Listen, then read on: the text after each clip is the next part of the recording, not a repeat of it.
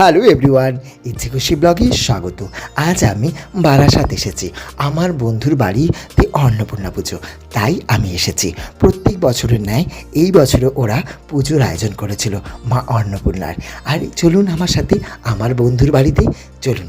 এই যে মা অন্নপূর্ণা, আর পুজো করছেন পুরোহিত মশাই। আর পুরোহিত মশাই হচ্ছে আমার বন্ধুর হাজবেন্ড চন্দ্রদা। উনি সমস্ত কিছুর আয়োজন করেছে, আর আমরা সাথে সাথে হাতে হাতে লেগে দিয়েছিলাম। এই যে পুজো শুরু হয়ে গেছে, উনি পুজো করছেন। আমি অন্নপূর্ণা মায়ের কাছে প্রার্থনা করছি আপনাদের সকলের মঙ্গল হোক। সত্যি বাঙালির 12 মাসে 13 পার্বণ। আজ দুর্গা পুজো, কাল অন্নপূর্ণা পুজো, বাসন্তী পুজো।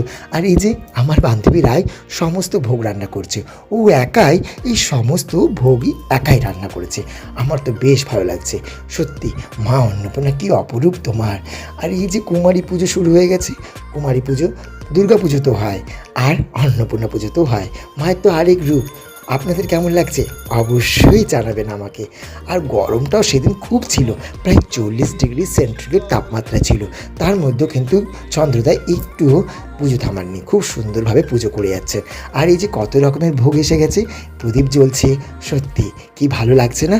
আর যজ্ঞের সময় তো প্রচণ্ড পরিমাণে গরম লাগছিল, চন্দ্রদা তো ঘেমে সত্যি আমার তো বেশ ভালো লাগছে। তারপরে আমি ঠাকুরের আশীর্বাদ নিলাম। ঠাকুরের আশীর্বাদ নেওয়ার পরে পরের দিন সকালে ঠাকুরের ঘট বিসর্জন হচ্ছে, কেন প্রতিমা নিরঞ্জন হবে। তারপরে আমরা ফটোশ্যুট করে নিলাম। এইভাবে পুজোটা খুব আনন্দ করে কাটালাম। ব্লগটা কেমন লাগলো অবশ্যই জানাবেন। টাটা, শান্তির জলটা নিয়ে যাবেন কিন্তু।